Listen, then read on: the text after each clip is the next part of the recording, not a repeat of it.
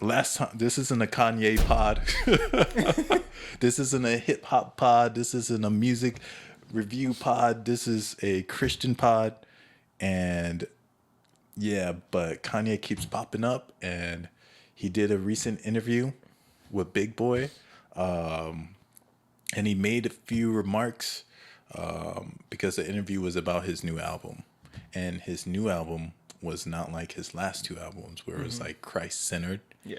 It was this back to secular, and so he did this out. He did this interview with Big Boy, and he talked about how he had beef with Jesus, and that alone, there's like so many things to impact with that, but he continued and doubled down to say, I am God. I am God of myself. And yeah, and it was this, he developed this beef with Jesus because he prayed to Jesus and prayed to God, and God didn't help him in certain situations that he prayed for. And it's sad to see, but it's something that is common in many Christian people's lives, of up and down their struggle with connecting with God, their belief in God, and people go through those roller coaster of emotions, especially if you're a really emotional person like Kanye is. Yeah. I totally understand how he could go through that, especially in a time of need. And yeah, but to say that you actually have beef with God, beef with Jesus is like, and then to say that you are God of yourself is like, that's a lot. Like, you have to really. Well, it's like, I don't know. My take on that is too is like, if you say you got beef with God, well, one, you're saying you're like opponents with him. But the other part is he knows enough about God to when he goes and says, I'm the God of me, he knows that specifically is there to hurt God, right? It's like when you're lashing back at somebody, or if like, you know, there's some folks that, let's say you're close friends or like their family member, and they know they can do something that hurts you more because they know you close enough, right? Yeah. He knows God close enough that he's like, what can I say to try to really get at you and really hurt you? Yeah. You know what I mean? That's basically playing devil's advocate, like literally. That's a hard place to be. And I mean, you got to pray for the guy, but he's the thing about the Christian walk that people always forget is the Christian walk is not without struggle. It's not without pain. Pain in the Christian walk are a pair to an extent. Jesus, who is the emblem, who is the namesake of Christianity, suffered in the greatest way anyone could ever suffer.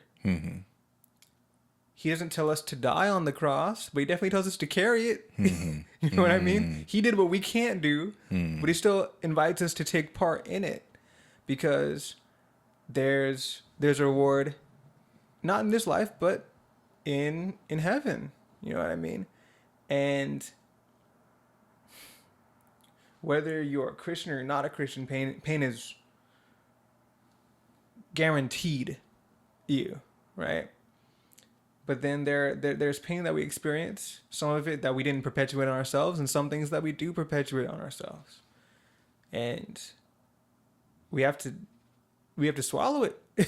You know? Yeah, definitely. Is what it is. Definitely.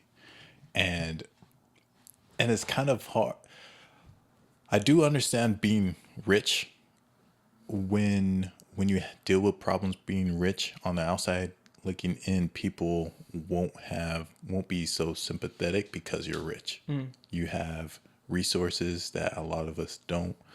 You could see like the top like therapists in the world. You get to talk to Joel Osteen like directly if you wanted to. Yeah. and Private jet and to his house or something. yeah. And so I understand like it's like a lot of people aren't going to be sympathetic, but to go on to say like he doesn't fully believe in fully trusting Jesus, and that Christians fall into this trap of just praying and not like doing it themselves. It's very dangerous, especially the way he's saying it, because he's saying it like, yeah, I prayed, but nothing didn't happen. Like things didn't happen until I did something, so he's like giving himself the glory, Yeah. giving himself like as if it's all him, as if God isn't the reason why you're alive, as if God isn't the reason why your He's able heart to do beating. anything. Yeah. Yeah. I mean, As if God didn't put you around those people. it's a cyclical thing. I was talking about this when my boss actually. So as we get to deep talks, I was talking about how a lot of times we have to eat some humble pie because when things start to go good, all of a sudden we stop. A lot of times, as humans, are tempted to take the glory for themselves. I did this, I did that, whatever. But God puts you in that place, gave you the ability to do all the things that He allowed you to do. And when we start, I mean, even when He said, okay, well, God wasn't helping me, so I just said, I'm going to do it myself. Well, what were you able to accomplish? Right? His family was falling apart. His family wasn't put back together. What did you do yourself? Right? What did you do yourself? Did you submit yourself to the Lord? Did you try to submit your family to the Lord? What were you living out amongst your family? Right? Yeah. We can sometimes when we try to press the issue and do it ourselves, we put our hands on it and we mess it up. Yeah. You know what I mean? Yeah. So there's that. Yeah. And also, because you just remind me of the whole talking about family, like he was doing it himself. And Yeah. and he always talked about how he had issues with pornography. And that was the reason why he married his wife, because she was the hottest porno star like in the world. She got popular off of She got popular off it, and everybody lusted after her in his mind, and so that's why. And it's like God probably didn't even want you to marry that woman, you know? And also it's like you call yourself a god of himself, but the best you could do is marry a porn star, like just to call yourself a god and then your wife is a porn star, you know? Like that's that brings up a pretty good point. like what are you doing as a god, you know, of yourself? Like Yeah, with all the power you propose yourself to have, right? And that's one of those things that I think that riches, fame, power can do. It's not that all those things are evil inherently; they're not. But when you're given access to excess, you start to think you're the source of it all. I remember seeing that time where that one TMZ person was pestering the guy, right? And rightfully so. He kind of snapped at the person getting up in his face and asking him very personal questions. And then this TMZ reporter did not have it like that on an intellectual level to be able to contend with the guy. And not to say that this guy is intellectual like that, but he was like, look, how would you like it if I just rolled up on you and just started asking you super deep personal questions? He says, look, can I pay you to do a different thing with your life? Like, I'll give you money and you stop doing this to me, And all of a sudden, first they're like, why are you asking me these questions? Da, da, da. The moment he talks about money or whatever, they're like, you know what? Yeah, okay. They start smiling. They're like, okay, cool, that's Yeah. good. And he's like, talks to one of his agents and says, you know what? Just do it. Send this person this much money. When you have that much money, just say, you know what? Your life is on a certain trajectory. I'm just going to give you money and set your life on a whole different trajectory. That is some power. Yeah. And it feels good. good. And it probably feels almost like godlike. Like your life was heading a certain path. And just with the flick of money, I could see how people treat me different.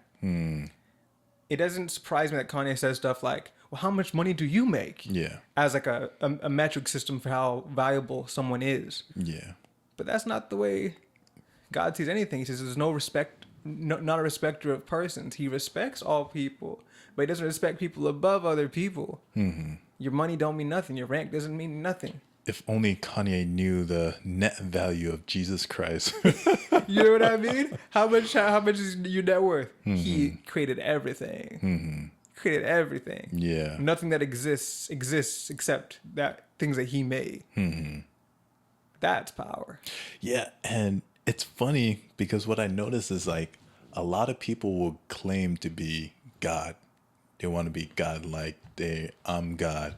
Yeah. But they never claim to be Jesus. Like a lot of people don't claim to like like of course we have the Pope saying like, oh, he's reincarnated and all that, but which is another layer of like blasphemy. But. Yeah, but mostly people just go straight to the top and just, oh God, I'm God. I'm like that creator. Like they want that throne, which sounds like somebody, right? It sounds like Lucifer, right? He says, "I will ascend above the stars of heaven. I'll be like the Most High. I'll be above that, like the highest of the north." He wanted to be. He says he wanted to be like God, or he wanted to be in a position. Did he want to be like God in character? Nope. He didn't want to be God as a person. He just wanted the power and the privilege and the position. And that's what people do. They want to be like God, but called to be like Christ. But they don't want to be like, because there's a quote that Kanye said like before the whole Christian and all that stuff.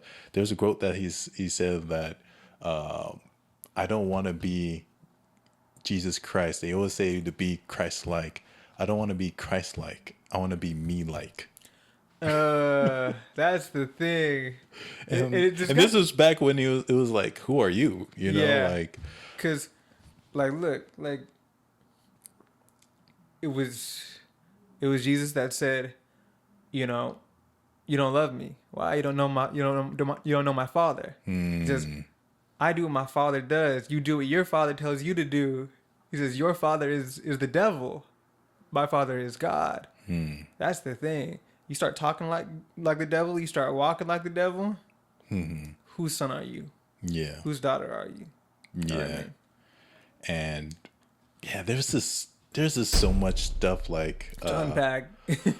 Like he said something about like